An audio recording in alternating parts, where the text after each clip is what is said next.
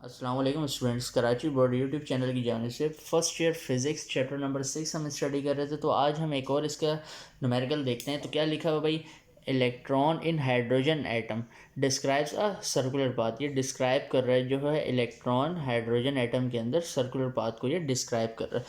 Radius कितना है भाई उसका? रेडियस जो है वो 5.3 एक्सपोनेंट -11 मीटर। तो रेडियस जो है ये तो आपको दिया हुआ है, तो आपने लिख दिया भाई रेडियस हमारे पास ये रहा।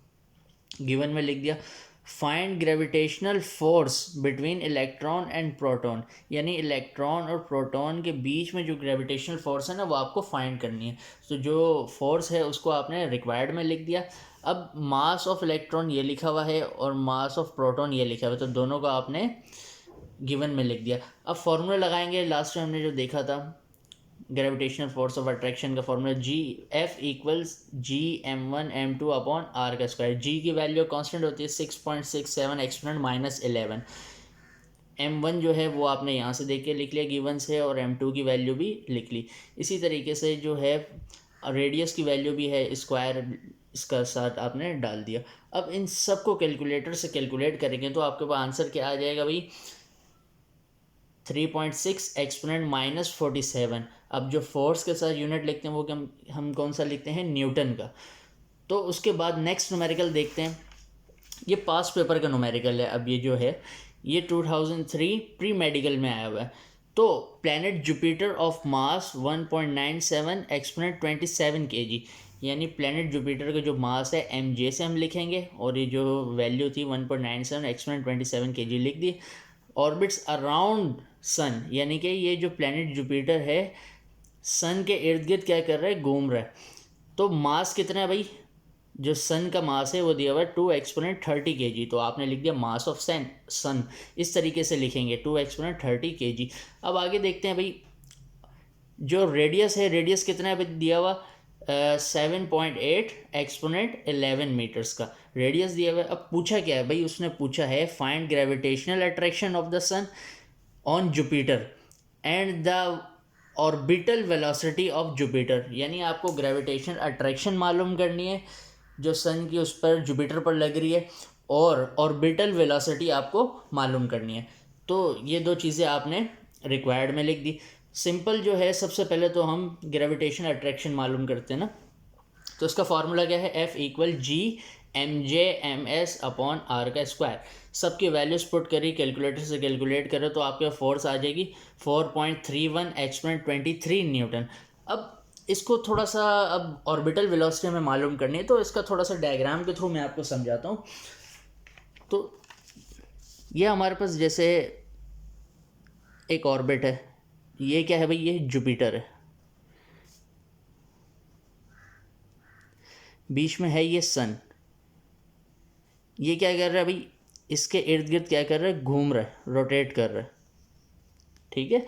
अब ये जो है इस ऑर्बिट से बाहर नहीं जा रहा। क्यों? क्योंकि यहाँ पे जो है सन के और इसके दरमियान एक फोर्स है।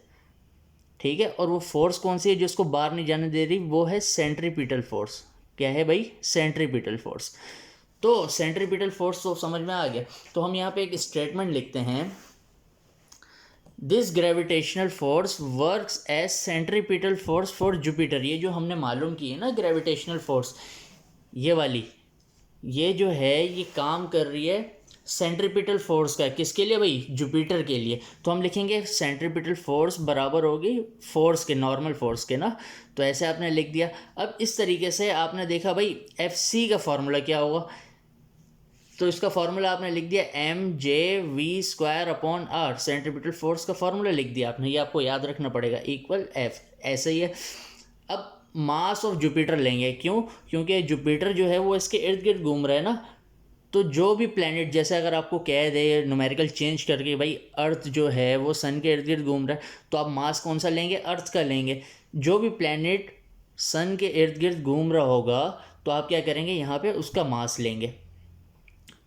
तो मास ऑफ जुपिटर कितना था वो आपको दिया हुआ था 1.97 एक्सपोनेंट 27। आर की वैल्यू तो आपने देख ली वहाँ से 7.8 एक्सपोनेंट 11। वी स्क्वायर का तो ऐसे ही रख दिया आपने। जो फोर्स की वैल्यू है ना वो आपको क्या दी हुई थी, वो अभी हमने फाइंड जो की है वो वाली रखनी है 4.31 एक्सपोनेंट 23। ये वैल्यू क्या है डिवाइड में, उधर जाके फोर्स की वैल्यू के साथ मल्टीप्लाई हो जाएगी। ये वैल्यू जो है वेलोसिटी के साथ मल्टीप्लाई हो रही है ना, उधर जाके ये वैल्यू डिवाइड हो जाएगी। इन सब को कैलकुलेट करेंगे तो आपके पास आंसर आ जाएगा 171 एक्सपोनेंट 6। लेकिन आपको वेलोसिटी चाहिए सिंपल, इसका स्क्वायर हटाने के लिए taking root square root on both sides, square से रूट कैंसिल, जब इसका निकालेंगे रूट से बाहर आंसर तो आएगा 13 एक्सपोनेंट 3 मीटर पर सेकेंड।